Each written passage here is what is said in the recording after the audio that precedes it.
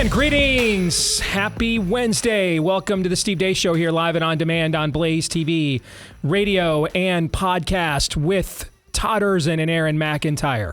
I'm Steve Deace, brought to you by our friends over at First Cup Coffee Company. They are the Christian-owned Patriot Coffee Company that stands for the same core values of faith, family, and freedom that you do. And they make one hella cup of coffee as well. So if you want to try it or try it again and get a discount when doing so, go to firstcup.com and use the promo code DACE. That's firstcup.com, promo code DACE. It'll be shipped to you within days of being roasted. They'll put the roast on date right there in every bag because freshness is their game. Firstcup.com, promo code DACE. Again, that's firstcup.com, promo code DACE. Coming up at the end of the show in our final segment, we'll be joined by the weekly prophet of woe and lamentation himself, Daniel Horowitz. We're going to play plenty of buy, sell, or hold as well on a Wednesday too, but let's kick it off and let's get it started as we always do with Aaron's rundown of what happened while we were away. What happened while we were away, brought to you by one of the most important Supreme Court cases of our time. Oral arguments began today at the Supreme Court in U.S. v. Skrmetti. At issue is whether Tennessee Senate Bill 1, which prohibits all meatball surgery and chemical castration in the name of gender for children, violates the Equal Protection Clause of the 14th Amendment. Tennessee Governor Bill Lee signed the law in March of 2023. It took effect in July of that year and followed a September of 2022 investigation into Vanderbilt University Medical Center by the Daily Wire's Matt Walsh, who exposed VUMC's so-called gender transition procedures for children and the institution's shocking and cavalier attitudes towards so-called gender transitions in general. The Biden administration joined the ACLU and several teenage plaintiffs suing to stop the law, and a Tennessee district court initially blocked it in April of 2023. But in September of that year, a Sixth Circuit Court upheld Tennessee's protections for children. The Supreme Court took up the case in June of this year.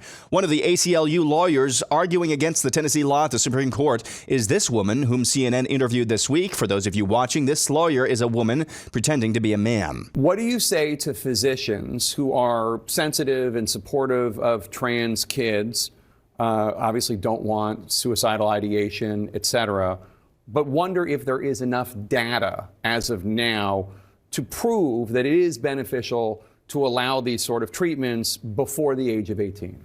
So I would say three things. And the first is we have decades of both clinical experience and research data. Nobody has to provide this medication to adolescents. These are not doctors being forced to provide this medication. These are doctors who are wanting to treat their patients in the best way that they know how, based on the best available evidence to us. And these are young people who may have known since they were 2 years old exactly who they are, who suffered for 6-7 years before they had any relief. And what's happening here, it's not the kids who are consenting to this treatment, it's the parents who are consenting to the treatment. In other news, a high-ranking executive at the fourth largest company in the United States, United Health Group, was shot and killed in New York City this morning in what police are calling a targeted attack. 51-year-old Brian Thompson, CEO of United Healthcare, a division of United Health Group, was shot as he was on his way to an investors meeting being held at the New York Hilton Hotel in Midtown Manhattan. Police say a gunman waited for about 10 minutes before Thompson's arrival before opening fire from 20 feet away, shooting multiple times, striking Thompson. The gunman is still at large.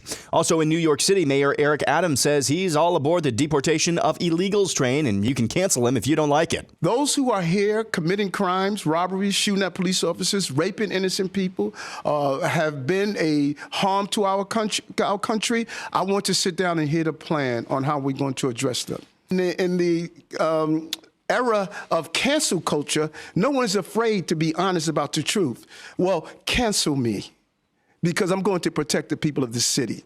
And if you come into this country, in this city, and think you're going to harm innocent New Yorkers and innocent migrants and asylum seekers, this is not the mayor you want to be in the city under. Donald Trump's pick to head the DEA, Hillsborough County, Florida Sheriff Chad Chronister, whom I talked about earlier this week on the montage, has withdrawn his name from consideration to lead the administration. Chronister faced immediate pushback from conservatives for his petty tyrannical conduct during COVID.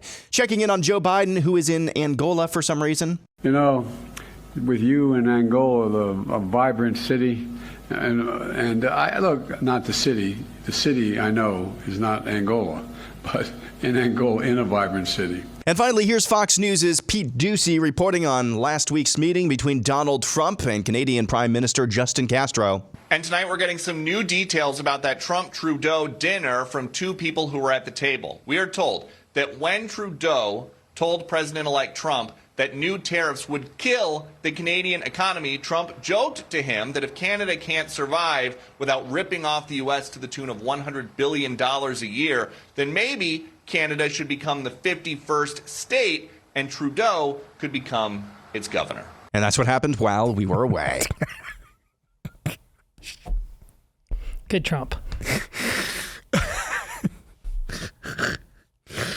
Oh my. Aaron's montage brought to you by our friends over at Undertac. You know, with the holidays upon us, Undertac is taking it up a notch with a chance to win $100,000 while you shop. It's the perfect time to stock up, especially since half of all Christmas shoppers buy socks and underwear as gifts.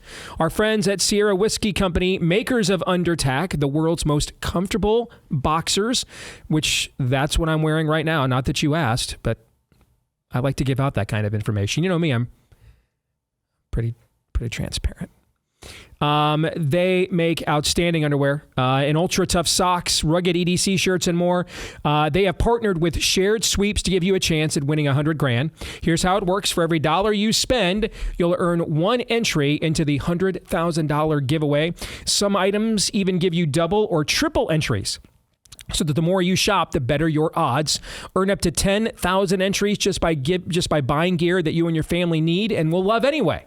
So use the code SteveWin. Use the code SteveWin, and that'll get you entered and an extra 10% off site-wide as well. All right, so whether you're grabbing Undertac boxers or buying their American-made socks, hoodies, and more, you will be entering to win big if you go to Undertac, UNDERTAC.com. Undertac.com. Offer code SteveWin for 10% off and start earning entries today. The giveaway ends December 31st at midnight, so don't delay. All right, Undertac.com. Code SteveWin at Undertac.com. We are going to talk about the fight over the DEA nominee with Daniel later in the show. And yesterday on social media, Daniel invoked a name from yesteryear, Harriet Myers.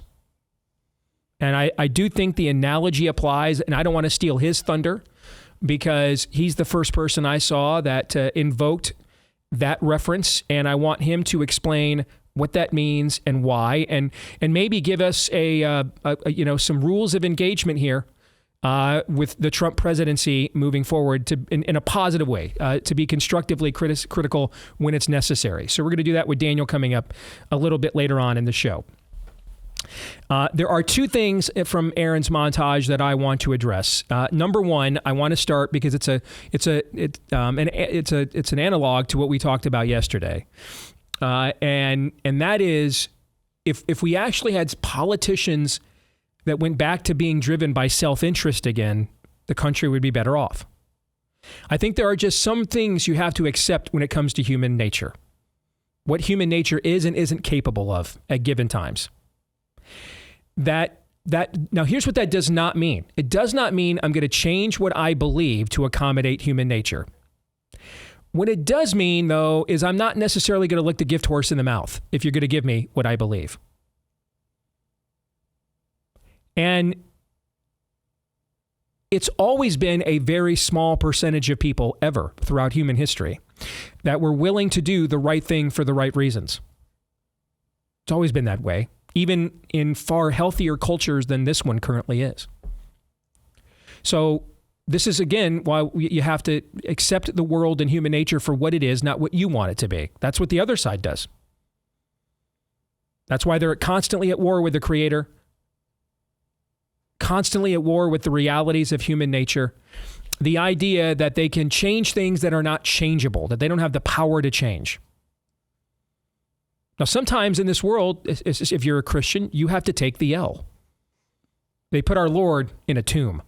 They put many of his apostles to death. Sometimes you'll take the temporary L because there's no other way out. The choice and the option being offered to you is essentially the trial that the Scarecrow has in The Dark Knight Rises.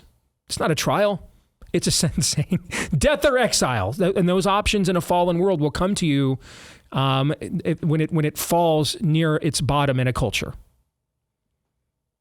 We're not there yet, But before you get there, you'll often be granted opportunities to get something from people maybe you don't like, from processes. Maybe you're like, I'm not really comfortable with that. Not my thing. If you guys want to do it that way and help me out, though, I'll take the dub. Okay? And that's where we are right now. We're in a post-Christian era. So even in an era where Christianity, the biblical worldview, is ascendant, altruism is still a scarce commodity. When you're in a post-Christian, post-truth era, I think is what Todd has called it as well, as we are right now, now you're dealing with an endangered species. Altruism is not going to exist in large doses. Maybe not any. So there will be times that you'll sit there and say, all right, man, I know that guy's not legit. But whatever his reasons are, that's him and God. I'm not the Holy Spirit. I don't know what's on somebody's heart. But I'll take yes for an answer. And that's what I mean by making self-interest great again. There are only two reasons human nature will do the right thing. Fear of God, which the scriptures say is the beginning of all wisdom. A healthy, reverential fear of God. That can take on different forms. If you're an unbeliever, it could mean I really fear that there is a God and he will punish me eternally if I do this grave evil. That's a good thing to have that fear pop up in your conscience, correct? Yes. For the believer, it's a different kind of fear. Or if you have a healthy relationship with your Lord, it should be a different kind of fear. The fear of, after all my Lord has done for me, how can I let him down like this? How can I do this to him? How can I turn away from him? How faithful he has been to me. How can I be this faithless to him in return? A different kind of fear, right? In a way, to use an analogy here, for the unbeliever, the fear of the Lord often means when your mom said, wait until your dad gets home. You knew what that meant, right? Belts were coming off, switches would be found, right? Marks would be left on rear ends, correct? Mm-hmm. Yes. But what was really devastating, and well, this is going to be foreign to a lot of us that don't remember what a nuclear family in America was like, but this is really how American families operated for about 200 years until the last generation. So for the unbeliever, the analogy would be of reverential fear of God would be because you're out of God, communion with God. You're not his child. You're made in his image, but you're estranged from him. You're not in his family. And you're an ingrate. And when mom is at her wit's end and says, wait until dad gets home, that means he's going to treat you like an ingrate. You have done things that have violated the social compact of this family, right? Now, if you're in covenant with God, the reverential fear of God is when mom looks at you and says, man, I'm just really disappointed in that, right? And that just, and that'll make you almost wish that the dad would just come home with the switch and just get it over with, than dealing with the sting of what you just did for your mom, who gave you life, gives you everything she can give you, right? Puts you ahead of her on every occasion she can. And then to have that being who will stand by you and love you when most other people are like, you're kind of getting what's coming to you. When she's the one that looks at you and says, wow, that's disappointing. I need some time. That feels like a nut punch, right? Like with a steel-toed boot, right? Yes. That's what the reverential fear of the Lord means to the believer. You're out of condemnation now, but you're not out of consequences. It's the unbeliever who's got to fear the condemnation. What does this have to do with everything and anything in Aaron's montage? On the Eric Adams story, everything. Everything. We have to accept human nature for what it is. And so there are only two reasons people will do the right thing, because we're sinners. A fear of God. And if you're in a post-Christian culture, there's not going to be a lot of fear of God, right? So then you have to go to the fear of our fellow man. That's where we the people kind of come in, right? And if self-interest were to return to politics again, as opposed to, I feel like no matter who I vote for, I'm going to get screwed. They're just going to go up there, line up with the globalists, just sell me out, right? How much of that have we heard from our own audiences for how many years, right? Those are opposing interests of conviction. You can't move that. You're not the Holy Spirit. You can't move that. But if it's self-interest, that can be moved, right? That can be moved. I mean, when you were a little sinner as a child, how many times did you not do what you wanted to do because you knew mom was going to say, wait till your dad got home, and you didn't want to face the old man, right? What happens, by the way, who's more likely to end up in a prison cell? The son who had a father in the home who was willing to discipline him, or the son who did not? Did not. The latter. The fear of the fellow man. That's why making self-interest great again would be great towards making America great again. What you're seeing with Eric Adams now is he is free now to act in his own self-interest. The Biden regime is coming after him. They've indicted him on a bunch of corruption charges. I have no idea if he's innocent or guilty. If I had to bet, probably guilty. I had to bet. Fair? Yeah. Probably, yeah. Did New York just have a problem here in the last month with illegal aliens committing crimes? That just start last month? Clearly no. Clearly no. So why wasn't he saying these things last year? Or the year before that, or the month before that, or 6 months before that, or 5 years before that? Because the status quo is the status quo until it isn't anymore. Yeah, and the people change the status quo, right? Yeah. I mean, this is the most pointed he has been in his Correct. rhetoric on immigration. He has been, I mean, that's speculated why he was under investigation, is that he was getting off the train. He was getting off of the Democrat Fair.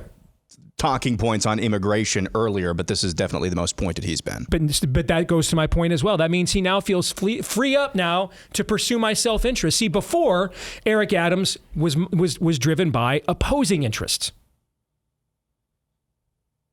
And therefore, he would not do what was even in the best interest of himself, let alone his own people. But now that they've come after him, he's freed up to be driven by self-interest. And now he's probably like, no, so wait a minute. Why the hell am I still presiding over all this crime in my city? I'm a former cop, by the way. Why am I doing this, right? I don't have to do this anymore. Not to mention, if they're going to just bring Trump in, they'll call him the xenophobic racist, and I'll be the hero of New York City and clean up the streets, right? This is actually how it works in a healthy society. It's supposed to work like this. Most of our candidates aren't down to, let me see, public office or the priesthood. Let me see, Congress or the monastery? Congress or the monastery? I'm torn. That's not who most of our candidates are, Sky, and they never will be. So yeah, we got to get back to making self-interest great again. Because when we see, this goes to what I was saying the last couple of years of the difference between human sinfulness and demonic influence. Human sinfulness is what Eric Adams is demonstrating. He could have done these things before. Maybe he got out of school and they came after him. But that also, therefore, Aaron, even if everything you just said is true, that also means he's not been doing his damn job for the entire time he was mayor, correct? So now he's going to do it. Is he going to do it for the right reasons? Nope. Going to do it for his reasons? Maybe. But are we more likely to see him do the right thing than we were a month ago? Yeah. Maybe not much more. We'll find out. But that's the world. Welcome to Total Depravity 101. Human sinfulness, we actually can work with to a degree. We're all sinners. We all have an itch that needs a scratch. We all have the angel and devil on our shoulder that we are constantly at war with. That's the human condition.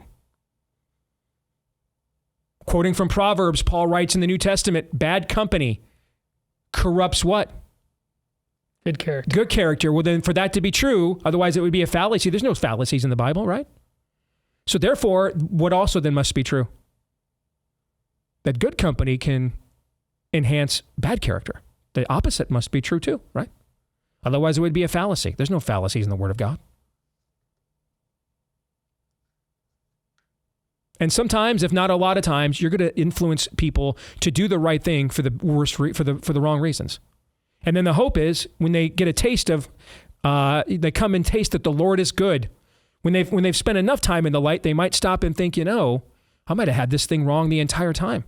And maybe start doing the right thing for the right reasons. And it's instinctive. But most of us don't start out there. Most of us start out as adorable little kids whose first couple of words were mine and no. sinfulness we can work around. Our founders acknowledged it. They gave us a system of checks and balances, precisely, and limited government with massive bureaucracies to hold each other in check, specifically an acknowledgement of total depravity and human sinfulness. That's why they did it. What we have been overcome by is demonic activity. And that brings me to the second story I want to talk about. And that's the case at the Supreme Court. The U.S. versus Skrmetti case is just flat out demonic. Flat out demonic. It's even more demonic than abortion, and let me explain why.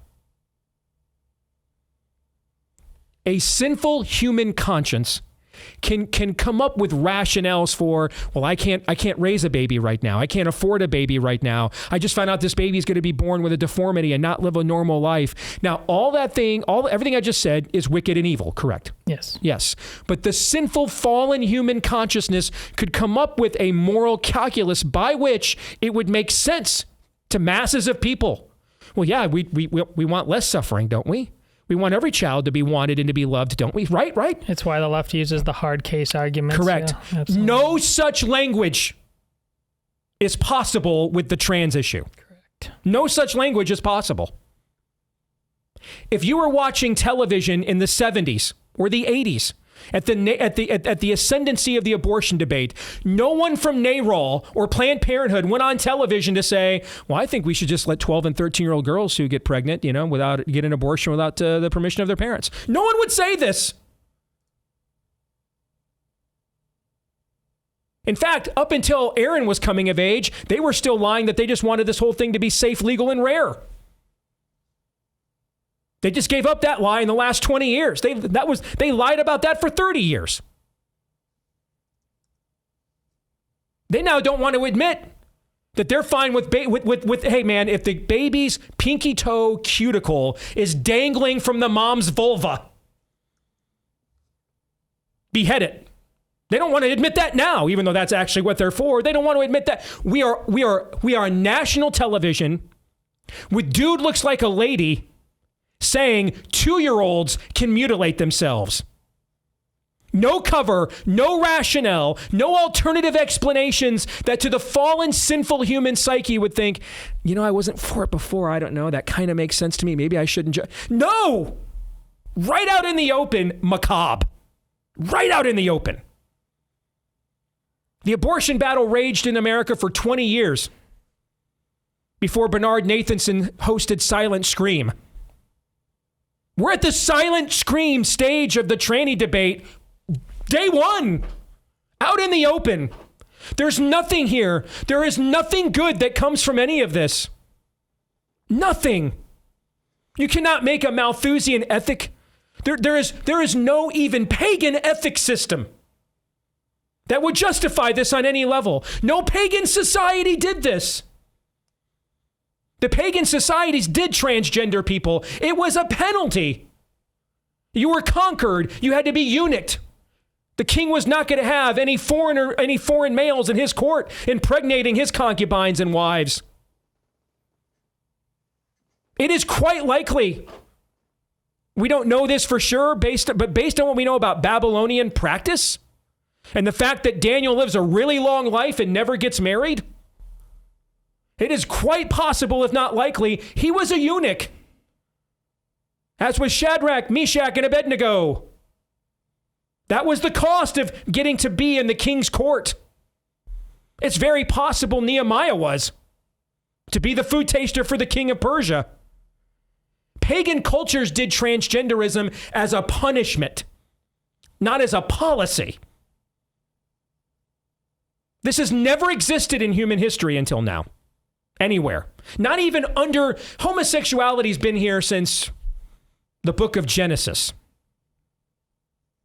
Under the cover of darkness in many cultures, but it's been prevalent to some degree. There's been some faction of human sodomy occurring within males from the beginning of the fall of man. This has not existed. This is a scheme of hell. This is not a manifestation of our sinfulness. Nothing constructive occurs because of this. There is no interest here that you would like look the other, well, it kind of makes sense. No. Which is why they're not trying. They're not even trying. The best they have is, well, if you don't let your kid mutilate themselves, they might commit suicide. Another just total nihilistic option. There's nothing in between the mutilation that will greatly increase the odds they'll commit suicide, or the non-mutilation, which they say claims, so it's suicide no matter what, death or exile. We're back to that all over again, are we not? Mm-hmm. You know who gives you choices like death or exile? Not from above, guys. The kingdom from above doesn't give us the choices of death or exile, guys. Those choices always come from the one below. Every time. The kingdom from above says, I'll tell you what death or exile means. We're going to roll that stone away the next morning and walk out of there like a boss. How about neither death nor exile, and how you like them apples? That's how the kingdom from above operates. It's the kingdom from below that says things like death or exile, suicide risk or suicide risk. Your choice here. There is no agenda being served other than straight up evil. There's no human instinct. I mean, if you've got a kink and get off, just dress like a woman. You don't have to mutilate yourself to do that. Well, I'm a girl and I don't, I like masculine. Then I don't know, be a lesbian. It's like, is there any social stigma to that these days? Just, cut your hair and grab a flannel shirt and some, Lee jeans and dyke out. No one says anything to you about that anymore. This is nihilistic and demonic at its core. And the fact that they have no language to claim otherwise just tells you this. So human sinfulness we can work around. You can get terrible people to do great things, and then you'll be puzzled later when great people do terrible things. You're like, why did he make that decision? And sometimes you're like, we don't even know. Don't even know. I love my wife. We have a healthy sex life.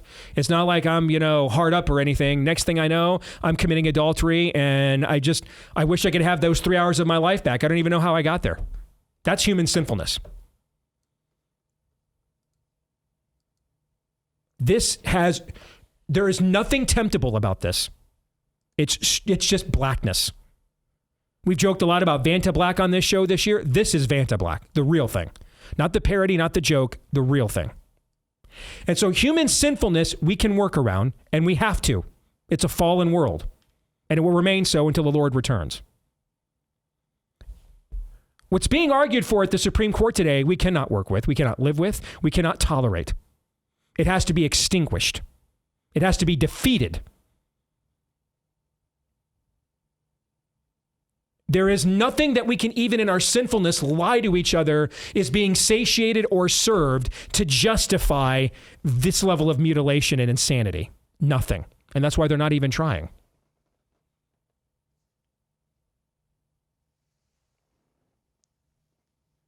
So in the case of one, you have self-interest, and in the case of other, you have opposing interests. So yes, I'm all for making self-interest great again. And as for the opposing interest, crushing them. Sending them off to the ghettos of thought and behavior, never to return again. Because that's dark times dark. And the only kingdom and agenda that you could possibly serve with any of that is hell.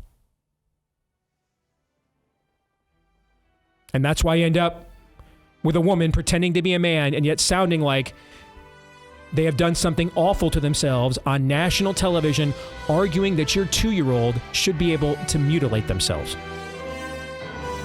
That's a straight up dispatch from hell.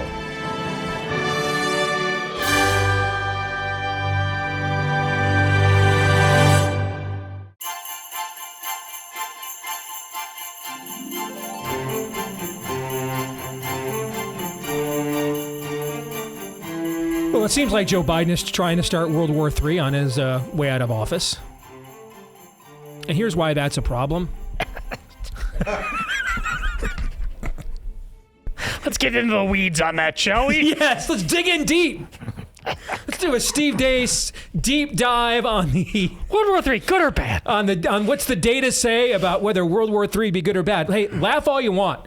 There's about 40% of this country that just seems totally down with World War III. All right? So there you go. Here's the problem with that, though. One of the countries that we would be aligned with here, it just happens to also produce about 80% of the world's supply of antibiotics. Thoughts? Exactly. That's why you want to talk to our friends right now at Jace Medical. Plus, it's cold and flu season, right? All right. So make sure you're prepared with the Jace case. It's a personalized emergency kit that contains essential antibiotics and medications that treat the most common and deadly bacterial infections. Life-saving antibiotics like doxycycline and amoxicillin and more available for emergency use. And you just fill out a simple form online. They'll have the case to you and what you need. With add-on options are possible too. Like you can add on ivermectin if you want for only $30. They've got a large menu of medications that you can customize and add on to your Jace case as well. And you'll get a discount if you use my last name, Deace, as your promo code. Promo code Deace for the discount at jace.com, Jase, Jase for jace.com. Promo code Deace for the discount at jace.com. Let's get to it. It is time for some buy, sell, or hold. Aaron has your submissions. No topic is off limits. Todd, you and I will see said submissions, decide for ourselves. Are we going to buy it? Are we going to sell it? And because we are in the season of miracles, no penalty for holds. Forbearance for the holidays. You'll have to live with the personal shame. You'll have to, overcome your own internal guilt and shame and self-loathing. How's that different from any other day? But that could be, I was just about to go there. How's that different than any other day? Indeed, yes. All right, so let's fire when ready, Aaron. All right, we'll begin with Connor B., who says it's better to read biblical commentary and theology from dead men who no longer have the possibility of ruining their ministry through late-in-life scandals. As a general rule, I 100% buy this and agree. Now, Ravi Zacharias proved that there's exceptions to this one as well. Okay, but by and large, I'm a huge fan of having your heroes be dead people when, except for the extreme case like Ravi Zacharias, the biography, good and bad, and everybody's biography is good and bad. All right. The biography, good and bad, is known. All right. It's been vetted. It's a sunk cost. Everybody knows going in what you're buying into with that person. Right. So as a general rule, I wholeheartedly not just buy this, I endorse it. I feel it's theoretical versus practical. I feel like I'm talking about the term limits thing. Like theoretically, my instinct is to be against that, but then practically, year by year goes by, and like, yeah, get those guys the hell out of there. Here on this thing, it's the same thing. I reject this theoretically, but practically, you go online, like there is a new layer every day to whatever the Protestant Civil War online is going on, but then you look over to the others, oh, there's Pope Francis over there. So you're like, yeah, go with the dead guys. Yeah, I got to tell you, and I'm out. Okay, I can't get into all of that There's stuff. like 15 every day. There is, and I can't follow it all. Some of them started by Todd. But I'm Catholic. I don't even know what many of the terms mean. I don't know, and I mean, if you ask me what I think, I will tell you. It may be wrong, it may be right, but if I have an answer, if I don't know, I'll tell you I don't know. But if but a lot of the terms I don't know what they mean, the new terms. And then a lot of times I think we just apply labels to people because that means we get to then label them as whether we should take them seriously or not, So human nature is complicated. We are not algorithms and we're not formulas, okay? Human nature is complicated. And I think we would all just be very wise to offer each other grace in remembering that, even when we're having arguments that need to be had, okay? It's still important to remember that human nature is complicated, especially when you decide who's going to be the hero, who's going to be my hero, what tribe am I going to be in, what tribe am I not going to be on, etc. Just remember, human nature is complicated. We are all one post, one act away from prophet to grifter to heretic to sellout. Therefore, by the grace of God, go I, and that's why we all have to die daily. Justice Sotomayor, during the oral arguments at the Supreme Court in Skrmetti, U.S. v. Skrmetti, talking about meatball surgery in the name of gender for children. Quote, well, aspirin has side effects too. Yeah, see, Just wicked. Just don't want to look something up. Hold on a second. Sonia Sotomayor family. Wonder if she has kids. Sonia Sotomayor, let's see. I'm curious if she has any kids. Now that biography doesn't tell me anything. Do you guys know? I don't know. She has no children. Well, there you go. She married her high school sweetheart in 1976. They divorced 7 years later and had no children. So, there you go. I wish that was it, but there's plenty of women with children who are rooting for this crap on too, but your point still stands. Yes. This is such... This just wicked and evil, guys. It's wicked and evil. And Straight no chaser, 200 proof. Just these are dispatches from hell. Dispatches from hell. That's what you're getting. It's why pride is the deadliest of the sins. Yes. As Steve laid out, look, they're not hiding. They are dancing. They are happy. And if they tell you things like this, it's why I told you, if before COVID, once we are embracing proudly this transgenderism thing, there is no stopping the degree to which they plan on making us live in a hellscape. She should be immediately impeached for just that question. It's so insane. Yes. But no, we got stuff to do. Humana. This is my point. The reality is she should be impeached. She won't be, and we're all too comfortable for reasons. Next, we go to Lynette Miller. Joni Ernst is a McConnell plant and will do everything she can to thwart Doge, all the while screaming waste, fraud, and abuse. She'll stab them in the back at every opportunity. Bye. It's a likely bye. I hope I'm wrong. It's one of those. I'd be glad to be wrong, but I think wise as serpents, bye. I'm going to take the other view only because you took this one. This is likely correct. But again, if we're dealing in the era of self-interest, people change. Not usually for the right reasons, but people change. So I will sell on the possibility, just to take the other side, I'd say probably 60-40 that the buy position is correct. 40% though, that a woman who's just a craven opportunist sees the McConnell era, Father Time has come for the McConnell era, and this is a chance to just, hey, she saw what happened with Nancy Mace. Nancy Mace completely repackaged herself from Kevin McCarthy, never Trump congresswoman, to now she's the Marjorie Taylor Greene of Lauren Boeberts. Joni Ernst. I saw Joni Ernst do this as a Senate candidate. She wanted to sit down, meet with me in her Senate candidacy, ask for my help. I did. She stood for nothing. Her candidacy was about nothing. In fact, the Republican Party was so disappointed, the establishment was, because she was their candidate.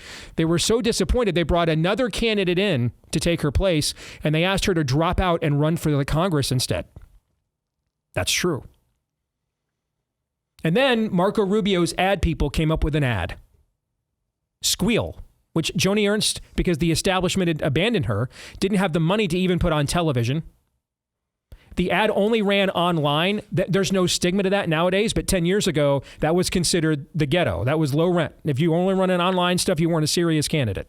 But it went online. It was really the first viral political ad ever of the online era. It got on the Tonight Show and everything else. And Joni Ernst went from somebody the Republican establishment tried to push out of a primary. She repackaged herself and won that primary, ended up winning it, going away.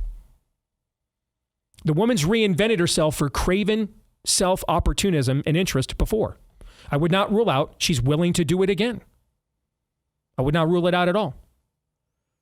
I would have said before we ushered in the era of a coalition party, 90-10, the position that Todd took. I'll say now it's 60-40 Todd's position.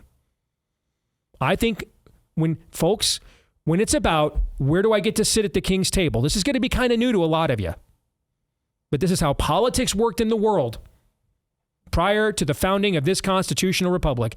Whether it was a culture influenced by the Bible or the demigods of Mount Olympus, this is how politics worked. When things are about who am I with, who am I aligned with, do I have the king's ear? You're going to be amazed. It's dude, you've watched more Game of Thrones than I have, Todd. All right. People will switch and change sides a lot. How many of you ever went to high school? That's what I'm describing, high school. One year you're the nerd, next year you're the jock, next year you're the stoner. Why do you do those things? I want to belong.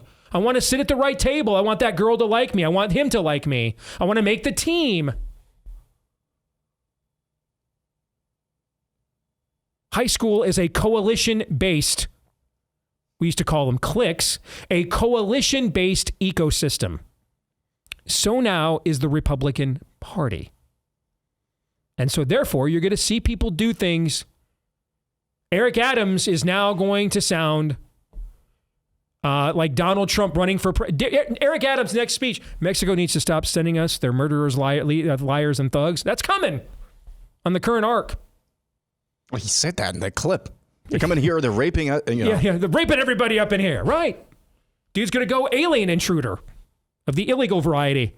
And it wouldn't shock me at all if Joni Ernst is like, all right, man, Ron Mitch's last glitch.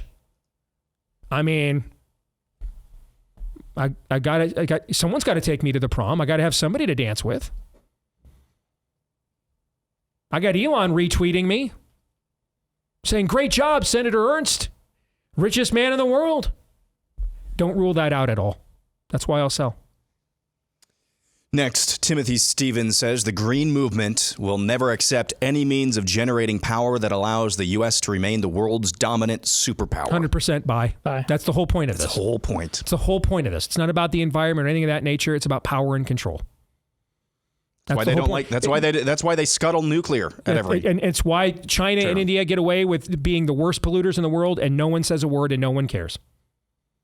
Because it's about destroying Western civilization.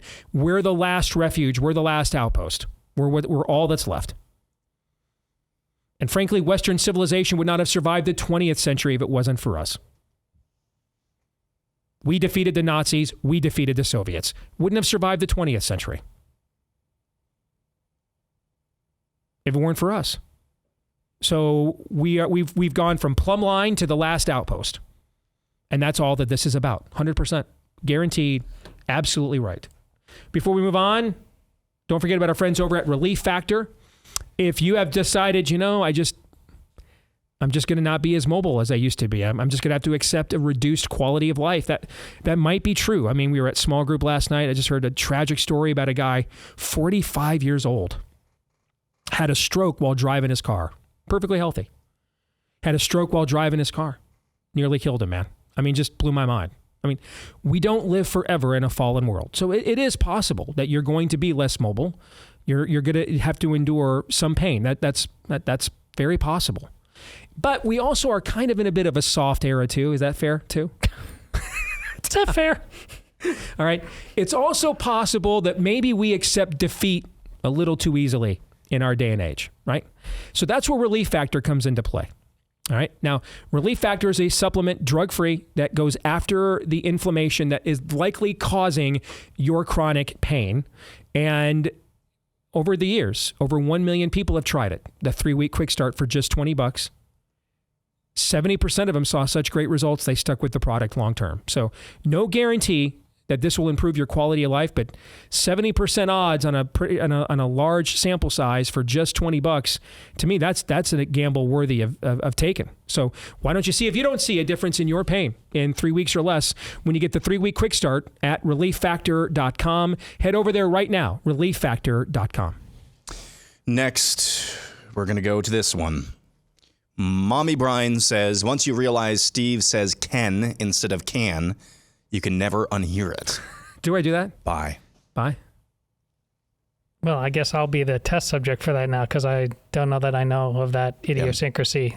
It doesn't bother me. That's why I've never said anything about it. Apparently it bothers Mommy Brine and 13 other people. But yeah, you can't. Yeah, Sal, because it hasn't impacted me heretofore. So I have to say, of all the things about me that could possibly annoy you, I am very impressed that you made it that far down the list. I mean, your tolerance for my ability to tick you off, that you had to get that far down the list, you must really like me, and I appreciate that. I do, because by the time you got down to my pronunciation of a single syllable word, I have probably inflamed 46 different levels of human nature, behavior, and relationship. So there's levels. Yes. Yes, levels. I'm not even talking instances, just levels. Within each level, there are multiple instances. Right? So yes, you made it all the way. You're like, I'm going to put up with that. Fine, I'll put up with that. Put up with that. This, though, I got to tell you, you've got a level of patience that I do not have, and patience for me that I don't even have for myself. So thank you. Next, G. Harmon says, Greenland would make a better 51st state than Canada. The problem, though, I mean, Canada's right there at the border, right? Greenland's going to require a little bit more travel, right? So I'm going to sell on this. We've already got sports teams. NBA's got teams in Canada. Well, Major League Baseball has teams in Canada. NHL does. I'm going to sell on this. That's one giant insufferable blue state you're adding. Doesn't Greenland have a better chance of being a red state? Just Alberta would like to have a word. There are some very red areas of Canada. Oh, I know, but Trudeau is Trudeau. Wouldn't you love hearing him being called Governor Trudeau? Wouldn't that be funny, though? That is funny. That is funny. All right, hour 2 is next.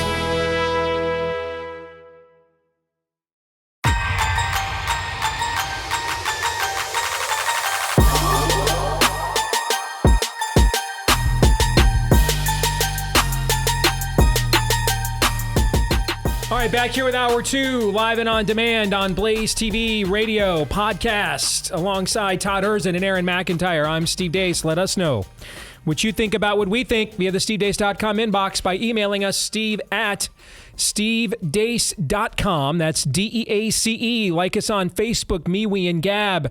Follow me at Steve Deace Show on X, Getter, Instagram, and TikTok. And then also, if you like the show on YouTube, we have a brand new YouTube channel there. We're trying to start all over because of they crushed our page. Just crushed it. I probably generate the least amount of YouTube traffic of anybody with a show of this magnitude in America. And it's because of all the truth we told you during COVID that Google, which owns YouTube, didn't want you to know. And so because of that, they crushed our page. What does that look like? Well, we have right around 10% of the people we had subscribed to the old YouTube page. We're getting the exact same kind of views of shows. So we have to start all over. Please help us to grow that platform. YouTube's the second largest search engine on this planet. The largest video search engine on this planet. So if you like our show, you believe in what we're trying to do here, one thing you could do to help us is to get you and everyone you know to subscribe to that new YouTube channel, at Deace Show on YouTube, at Deace Show on YouTube. Also, leave us a 5-star review if you love the podcast. You're a big part of our show's audience, maybe the biggest part, frankly. Thank you to all of you that have done that. And then hit subscribe on your podcast platform of choice. And if it's iTunes, like it is for most of you, hit follow, and that'll make sure every time we do a new episode, it'll be right there in your feed every single time. And this part of the show brought to you by our friends over at Patriot Mobile. Just want to reiterate, this year I spoke at 3 conferences. One was in Pigeon Forge, Tennessee. The other was here in Des Moines, Iowa. And the other was in Fort Worth, Texas. And at all 3, Patriot Mobile sponsored it. They were one of the people that made it possible. I know America Fest is going to start here in a few weeks. Spoke out there a couple of years ago. Patriot Mobile sponsored that too. So when we have been telling you for years about Patriot Mobile reinvesting the profits you get them back into supporting your values, I have seen it with my own eyes. And I've also seen, by the way, how great of a product it is. Our family has been with Patriot Mobile now going on 4 years, haven't regretted it ever since. They've been tremendous. Would highly recommend. They've got a great US-based customer service team. If you want to make the switch and get started today, get a free month of service when you go to patriotmobile.com/Steve. That's patriotmobile.com/Steve. Free month of service to get you started with the offer code Steve at patriotmobile.com/Steve. Daniel Horowitz coming up at the bottom of the hour. Who is Harriet Myers? And why is that reference maybe relevant based on some news that came down last night that, Aaron, you put in your montage? We'll get into that with Daniel Horowitz at the bottom of this hour. But let's get back to some buy, sell, or hold, Aaron. Next, we go to William Clock, who says the brawls during college football rivalry week wouldn't happen if we allowed both teams to fight via lightsabers at the 50-yard line at the end of regulation. Was it just me, or was this weekend the most unhinged rivalry week ending I've ever seen? I can ever remember. I mean, it was just unhinged. In every television window, there was a fight in every one. In a rivalry game where the road team won and tried to and by the way, spikes have been going on for decades. The flag spike thing has been going on for decades. I mean, I've seen teams do it in our stadium. 30 years ago, I watched Florida State literally dig up sod with, Casey Weldon and Terrell Buckley and Bobby Bowden and carry it out. I mean, so that's been kind of a part of the game and the bitterness of the game and the physical aspect of it all along. I think what's happening now with the advent of social media is this is all way more personal and constantly than it ever used to be. I think you're also dealing with a lot of boys who can shave too. And I think we're probably going to have to end up banning the practice. I hate to say that. I'm not typically a kind of person that says, because we can't handle it, ban it. But in this case, we can't handle it. And it's very clear that this generation of young men don't know how to take a punch and just suck it up and say, I'm going to get you bastards next year. They just don't know how to do that. They just don't. So because of that, we've got members of the media getting pepper sprayed and maced, and coaches now getting into it, like Billy Napier and the Florida State coach, whose name escapes me, did when they got the flag spiked in their field. So I the whole thing has just become ridiculous. So, but I'm gonna and your post speaks to that, so I'm going to buy it. I love the level of snark there. Well said. Yeah, I mean, things happened in the past, but they were exceptions. What Sunday is telling you that it is just the rule now. Everything has happened as I foreseen. I told you this was going to be a cosmic clown show. It gets worse and worse all the time. And we're grown men. I have daughters, but I'm absolutely certain if I had sons, if they did this, would you be proud of them? If you were a coach yourself, would you let it happen? I think the obvious answer should be no. I think even theoretically now I'm in the minority of that, though. I think, whatever. That's just boys sowing their oats, doing what they do. The bar is so low, folks. So cosmically low, which is my whole thing with trying to do what I do with the Sports Pro thing. It's again, for the 100th time, Aaron, right? Do I ever watch a football game, Aaron? You've been known to. I've been, yeah. See, guys, and you keep yelping louder all the time. The worse this gets, because I'm right. Folks, this is terrible. And it's not unique. It's going the rest of the way of society. If this really is our escape from all that is really bad about society, why are those of us who see it everywhere else not trying to stop it here? By at least saying it. It's just obviously true. And it's obviously true that the great coaches who weren't perfect men either, but they can't even, they're getting out because they know that there's 20-year-olds who are just basically going gangsta on them. Said, yeah, really, they're going, Bane, do you really think you're in charge here? It's disgusting. And the future, we're going to reap the benefits of it. These are the young men we're creating. Good luck with that. All right, Todd, I agree with your take about sports bros. Yes. Okay, largely. All of the other fights this weekend, yes, those are trash. The one in the game particularly, you should be ecstatic. Oh. How much did Michigan spend on NIL this year, Steve? Chiclets? Compared to Ohio State, chiclets. But so did pretty much everybody else, but yes. Yeah. And Michigan beat them on their own turf and planted. That flag might as well should have had your face on it, Todd, with the words "told ya" and planted at midfield, because they basically proved your point in everything. Michigan did. They basically proved your point. That's why you should be ecstatic. Well, there's 100 reasons why that's not true, but even people, and I saw one person say that the rules of football do not apply to the game, and that's why things happen in games of this level of, I think that for all of Sharon's failures that nobody has said more than Steve, I saw a clip of something he said, like, our whole program revolves around winning this game. That facts, man. Facts. Like, if you can get buy-in like that, I agree with your point, Aaron. But okay then. Everybody on board, right?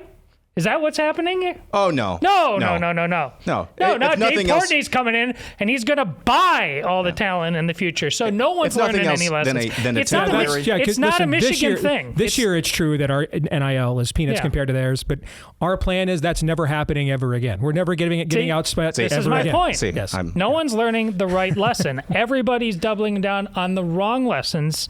And why shouldn't they apply here if we apply them every place else? This is a disaster. It's a giant idol. I plan on smashing it, and I'm going to enjoy doing it. I'm glad that we plan on never having a season again without a playable quarterback. I'm glad for that. It's like...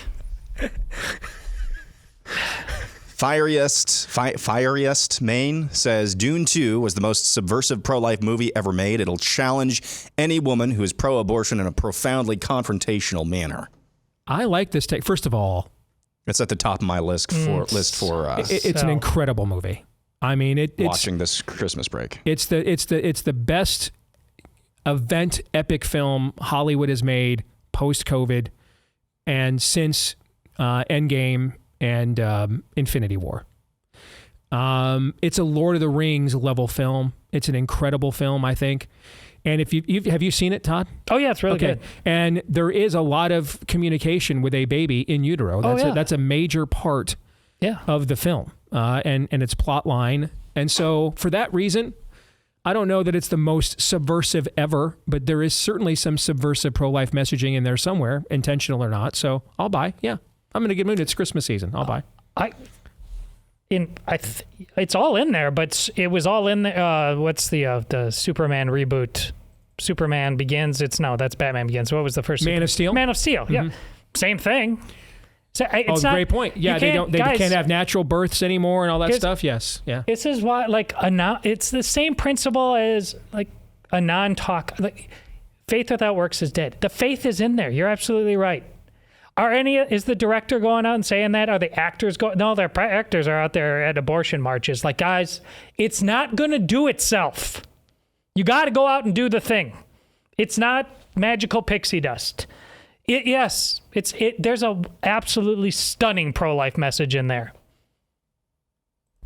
And I hope it moved some hearts and minds, but if you have to make it more explicit. We need people in the dock going out there. I saw that movie, and that's the most pro-life thing ever.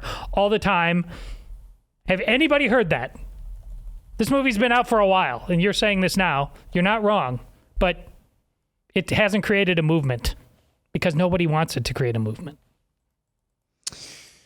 All right, next, Dacian memes for pumpkin spiced queens says a lot of the modern church can be summed up in this: big hearts, small minds, just lose. I'm gonna sell. I think you're giving them too much credit.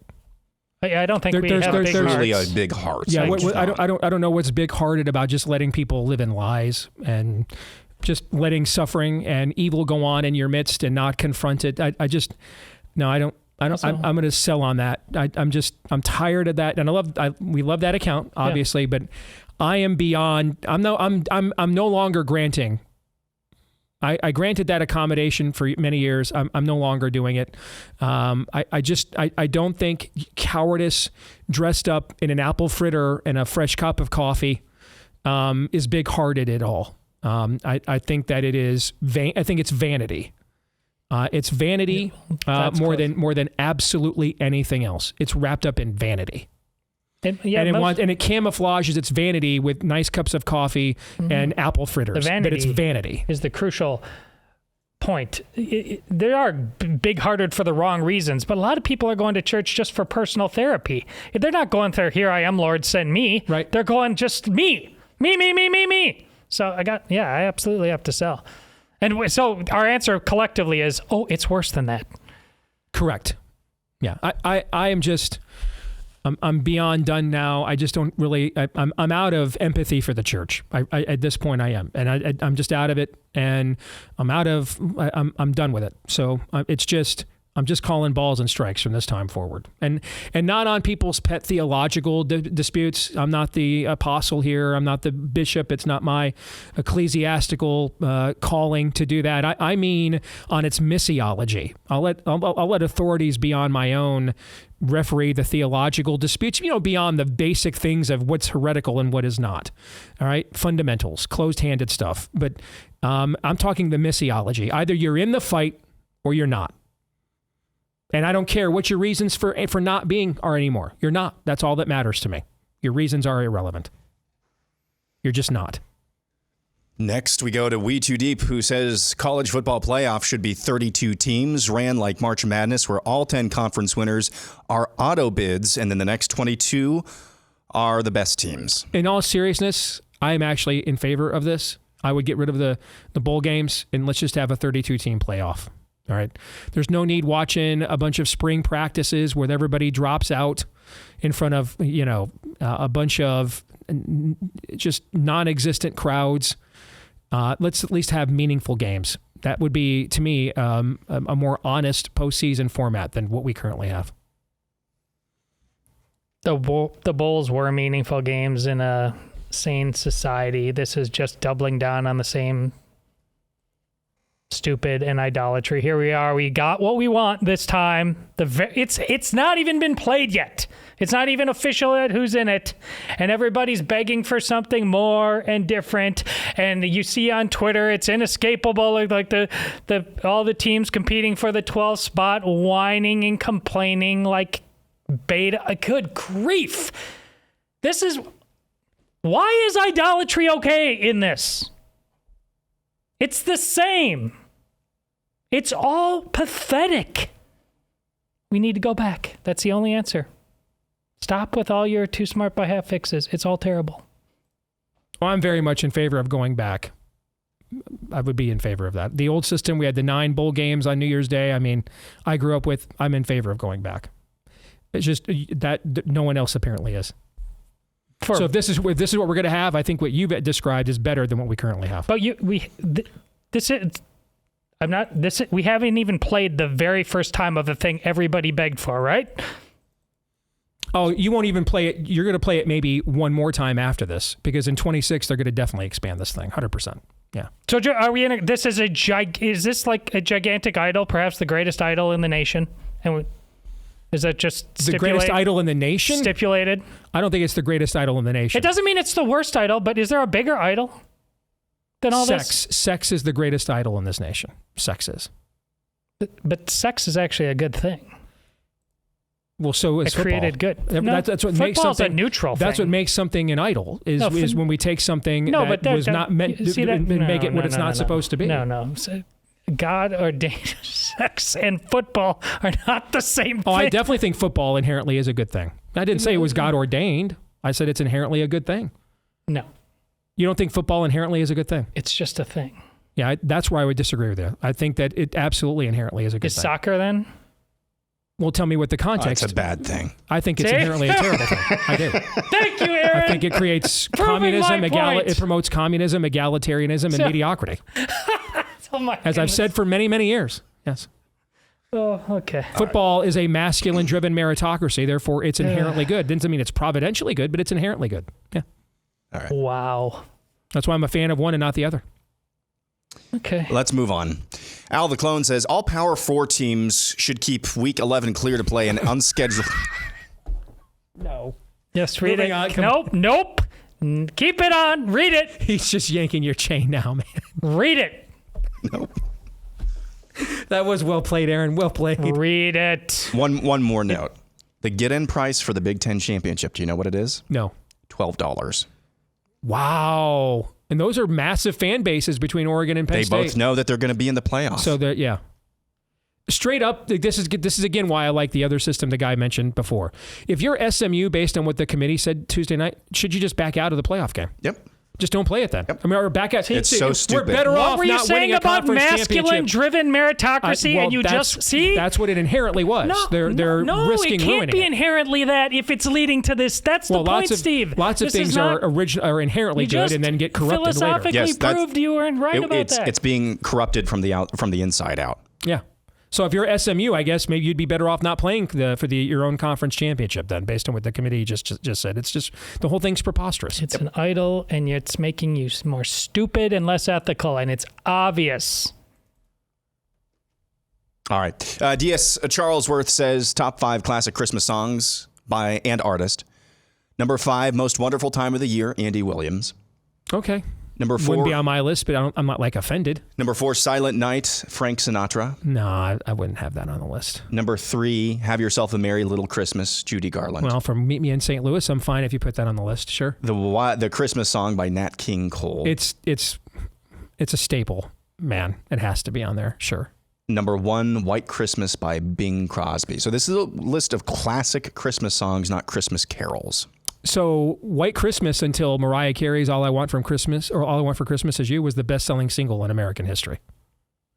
Mariah Carey's All I Want for Christmas Is You is now the best-selling single in American history, but White Christmas was for decades. So it kind of has to be number 1, you know. The rest of that list, you know, Frank Sinatra's Silent Night would not be on my list, but the rest of that list I'm fine with. Sure. Those are all iconic performances. Yeah. Bye. Yeah, it's a good one. Next, we go to Mommy and Me Biscuit, who says eggnog should be widely available year-round. All right. This is now where I'm going to go Todd. Yeah. Okay. It's so special. It has to stay I'm going to special. sell. I'm going to sell. Okay. I hear me out. I actually don't want the pumpkin spice stuff for sale year-round. I don't.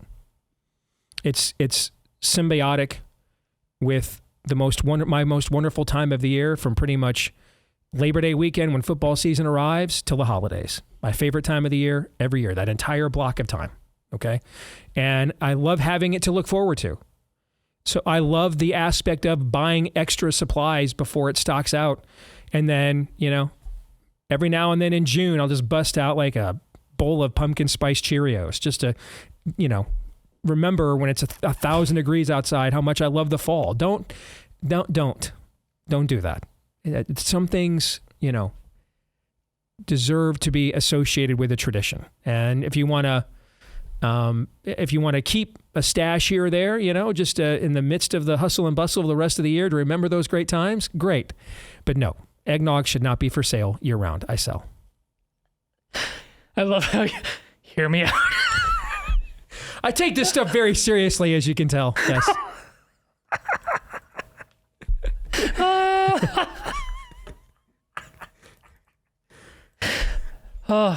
That's like the most. That's the most serious homiletic I've given this entire program, right there. Yes. Oh, well, this whole show. Look at how the way we do theology. I mean, that talking about football. This has been elevated high church stuff, and we haven't really talked specifically about it. This is gold. This is gold, Jerry. Don Milne says Time Magazine 2024 Man of the Year can only be Donald Trump or Elon Musk. Any other choice just puts another nail in their coffin of relevancy. I would buy.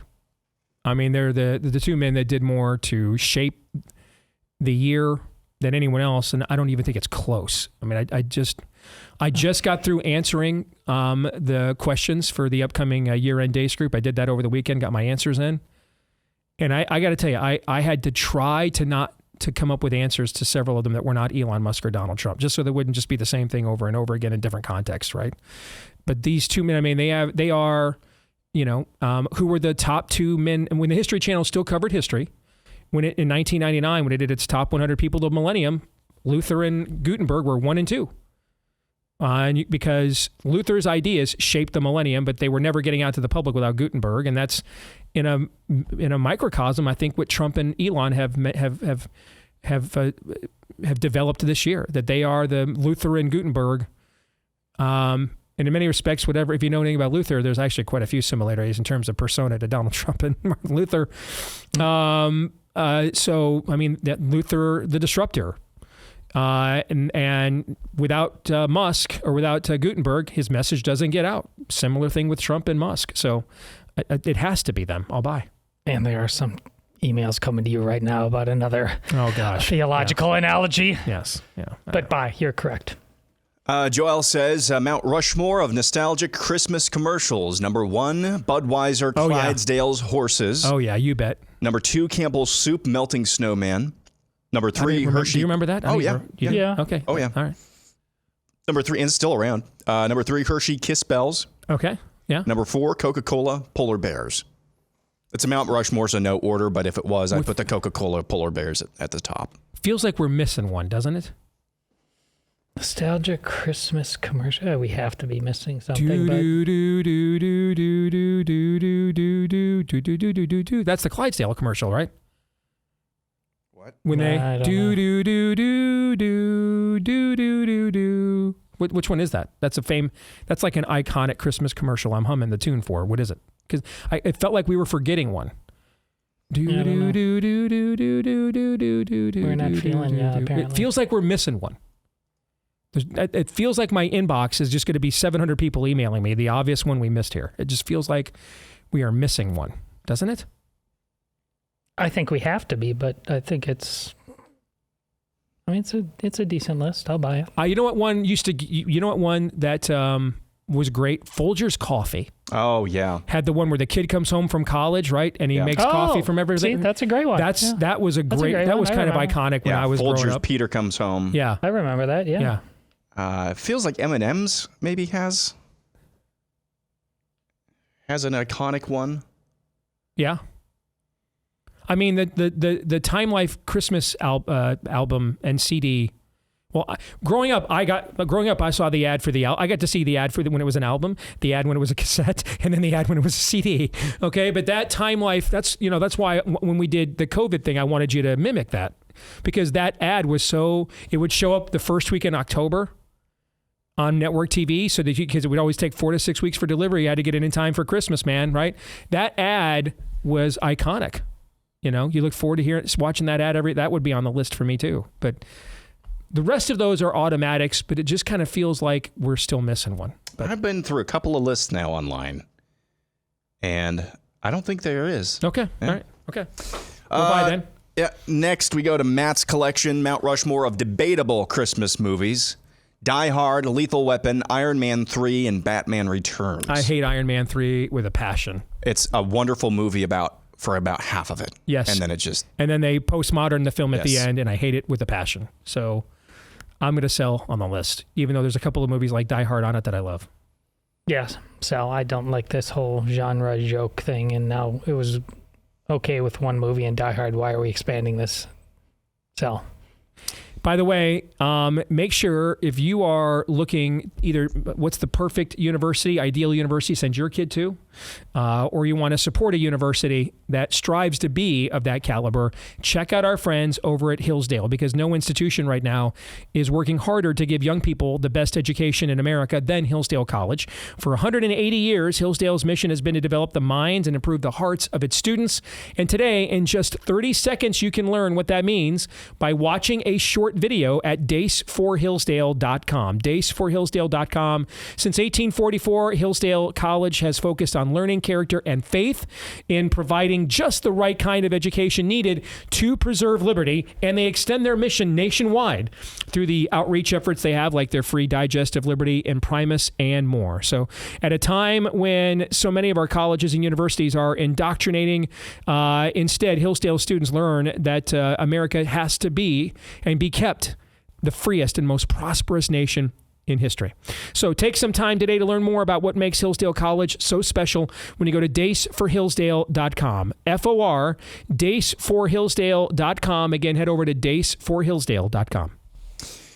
All right, next we go to Alexander Rogers, who says anons can be very entertaining and useful in certain niches. However, the majority of anon accounts remain anonymous in order to cowardly say things they otherwise wouldn't and protect themselves from personal accountability. Totally agree. I'll buy. There is a time and a place for it. There have been historical instances for it. I do think if somebody wants to be a whistleblower and they're coming forward at great risk, there needs to be a time. But it's just a way of life. So I for the reasons I think for many people that Alexander articulates, I will buy that. Yes. Absolutely. And the founding fathers, the Federalist Papers, Ben Franklin. A, you don't know the Ben Franklin story correctly, and B, and Steve will attest to this, that none of them were doing that primarily to be anonymous.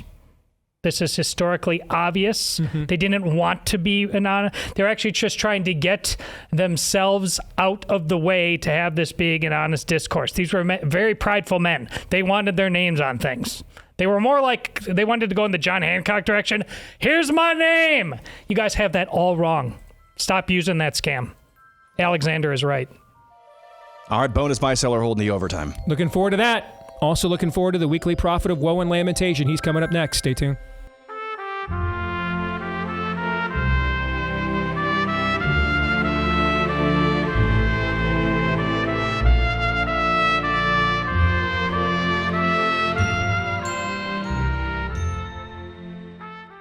Back here on the Steve Deace Show, brought to you by our friends over at PREBORN. You know, we just watched a campaign where one party waged an entire candidacy on baby killing.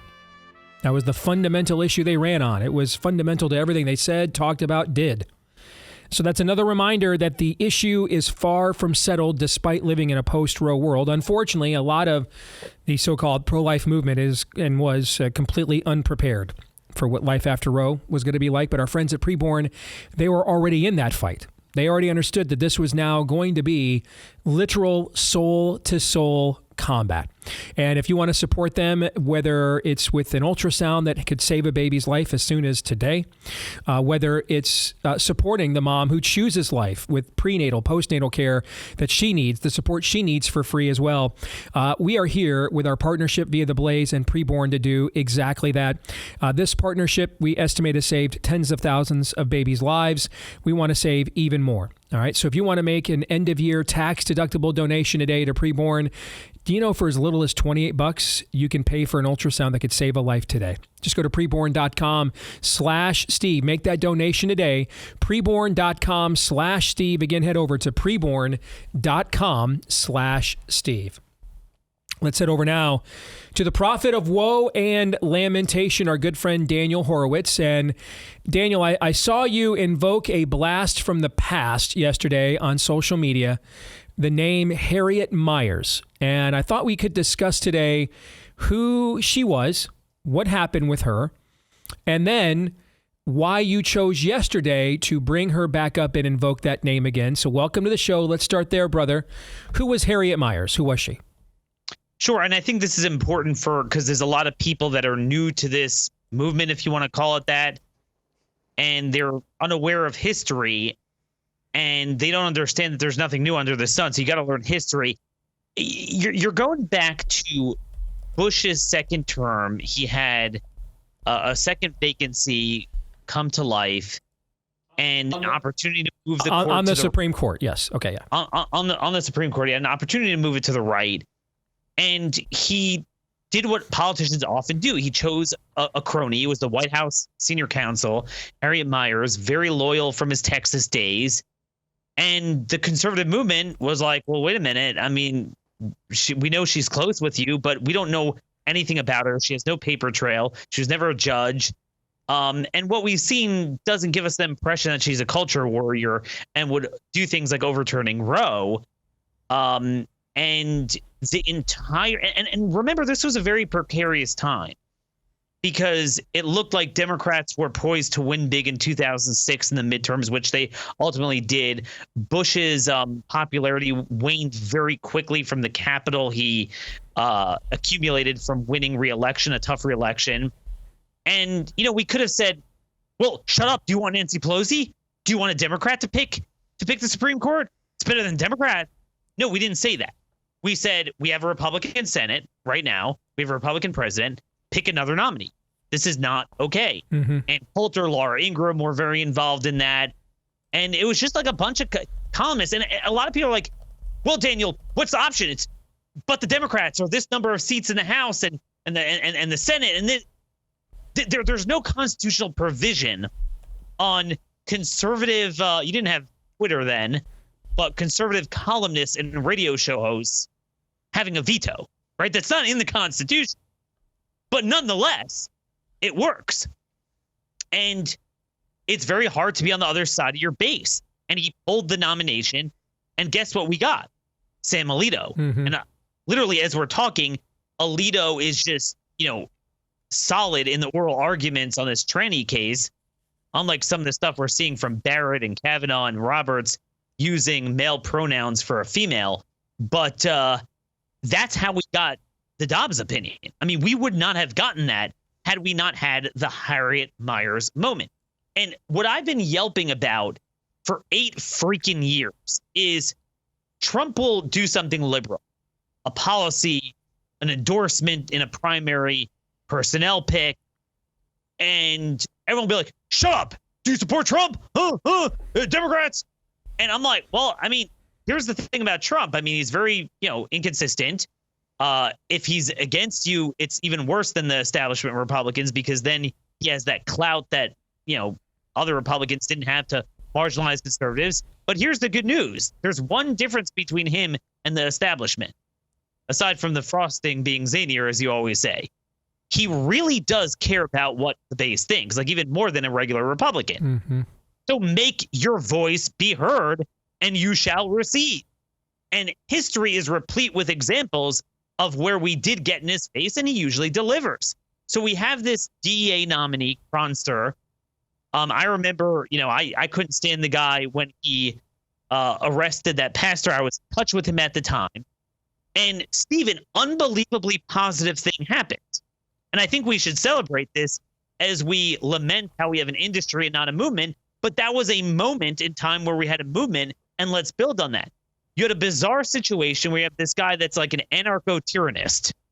So, in other words, he has grace for BLM rioting, but not for defying COVID type of thing. And he's not particularly strong on drugs either for being DEA head. There's a lot of patriotic sheriffs out there. I think we should put in Sheriff Mark Lamb, Pinal County Sheriff. He would make a great nominee. So why the heck do you have to pick a guy like that? But Trump picks him. Not only that, DeSantis says, hey, he was an ally in the fight against the Hillsborough County Soros prosecutor, so he's okay. I'll forgive him.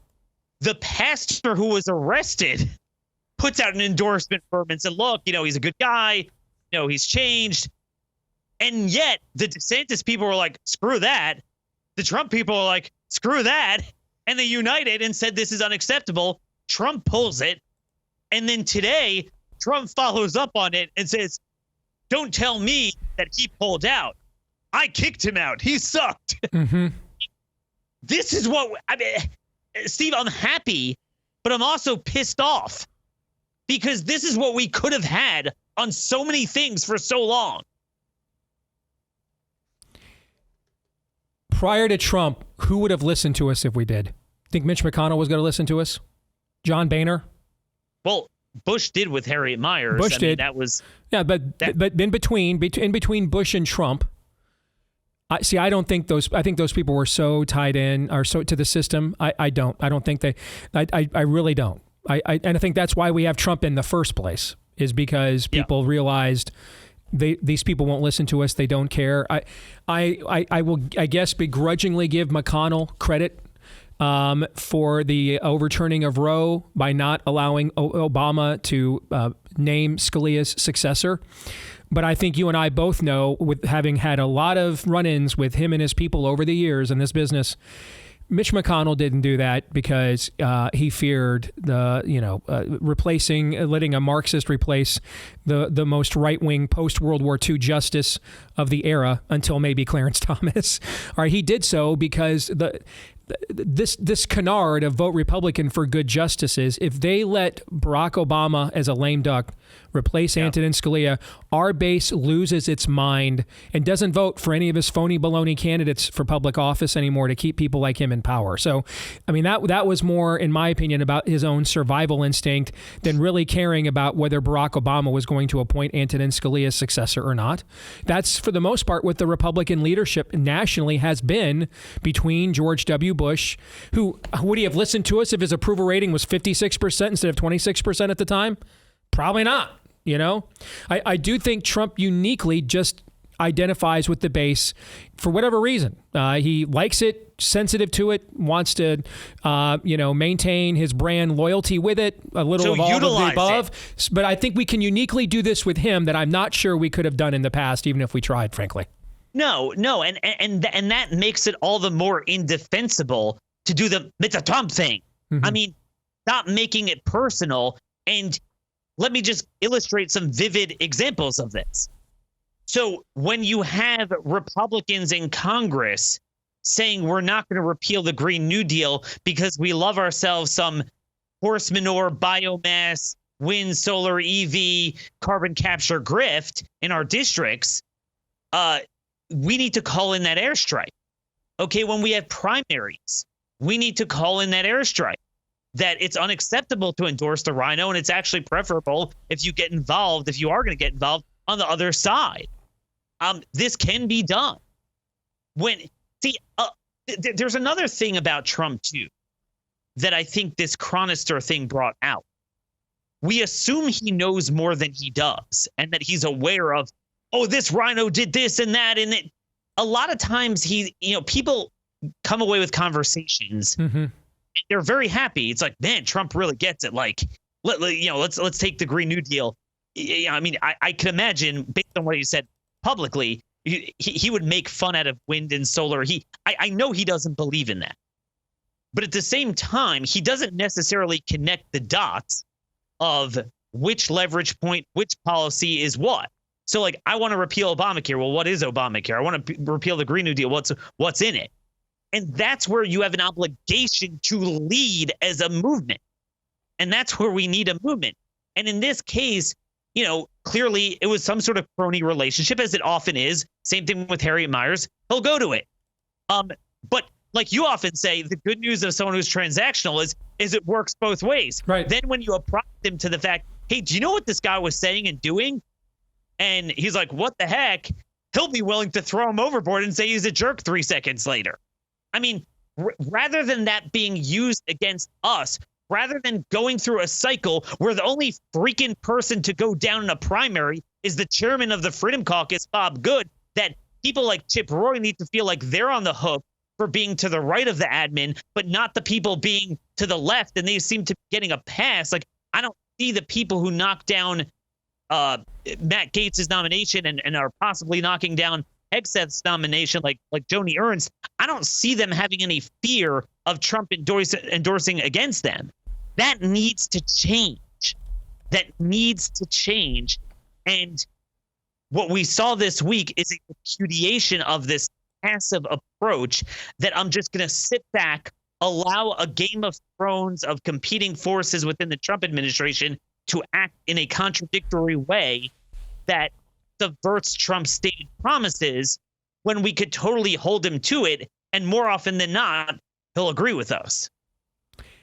Final thing, Daniel, I've got about a minute here. Pete Hegseth is now doing kind of the same offensive that Matt Gaetz did, albeit a little more aggressively. And then ultimately saw Gaetz shortly after doing that offensive pull his name out. When we talk to you a week from now, do you think Pete Hegseth will still be Trump's nominee for Secretary of Defense? I do not. And on the one hand, that opens up a very interesting possibility that might be even better. But on the other hand, there is a valid concern I think a lot of us have that, wait a minute, whatever you think of them, but Matt Gaetz goes down, he goes down. Mm-hmm. What does that portend for RFK? And again, back to the first thing I said, what does that mean in terms of the rhino fear of Trump reprisal? And what is the White House or transition communication with Congress that I think has been lacking? Correct. Yep. In his first term? That's something that would concern me. And I think we need to be very wary of that, regardless of who would replace Hegseth. How should I say this?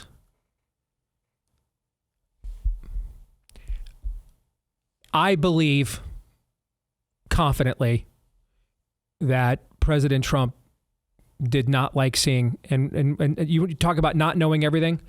Let's just say I think that email from the mom from 8 years ago showing up in the New York Times wasn't good. And I'll just leave it at that. Okay. Maybe indicated some people didn't have this thing on lockdown and disclose everything or weren't aware of everything coming.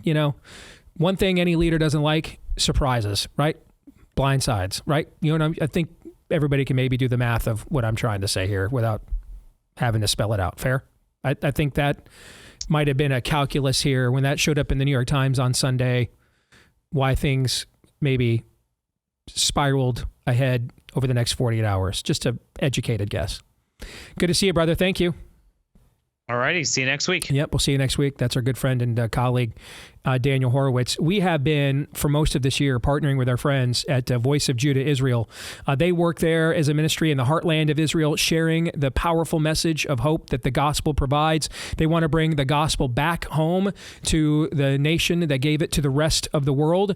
And if you want to be a part of that, the fields are ripe for harvesting right now, but the workers are few, right? And so this is where we can come in to share the good news of the gospel and also be the hands and feet of the gospel as well to the people of Israel. So if you want to learn more or support this vital mission, go to vojisrael.org/Steve. Again, go to vojisrael.org/Steve. Join us in bringing the message of Yeshua back to where it all began. vojisrael.org/Steve. VOJ for Voice of Judah. vojisrael.org/Steve. All right, guys, your thoughts on what Daniel had to say in the Harriet Myers example that he thinks may have been set yesterday for the good. We keep getting examples over and over again, even the past month since, today is the 4th. It's been almost a month since the election. Don't set your hair on fire over every Truth Social post, over every appointment, over anything that Donald Trump does. John Fetterman is right. You'll lose your mind. You'll lose your ever-loving mind. And it was in no uncertain terms. Donald Trump said this morning, no, Chad Chronister didn't back out. I fired his ass because I didn't like some of the things he was saying to our pastors and some of my supporters. What could you ask? What? Okay, he made a bad pick, you think. Mm-hmm. And then he says, no, I fired him. He said it's a bad pick. We're going to go a different direction. What more do you want? What more do you want? Todd. In this particular instance. In this instance, yeah. Todd. Listen, it is obviously clear that everybody is trying to find common ground to do the common good that we've been waiting so long to do. By everybody, I mean, the kind of conversations that people we have with us on the show. It's going to take some time. That's going to be awkward. So there should be freedom to disagree. I know Steve is seeing the same thing I'm seeing online because of what he's been tweeting. Outside of the specific people and the specific jobs, just messaging in general, as we speak, the messaging coming out of the leftist part of the Supreme Court on transgenderism is, we alluded to only one thing on the show with Sotomayor. Oh, Steve, go to Steve's Twitter account, or it's insane and demonic. Mm-hmm. We should do everything we can to provide simple clarity in the face of that in terms of messaging. That's all I'll say. We're going to stick around, do some bonus buy, sell, or hold, get to all your submissions we didn't get to during the show for our subscribers here at blazetv.com/Deace. For the rest of you, we'll see you tomorrow. Until then, Romans 8:28.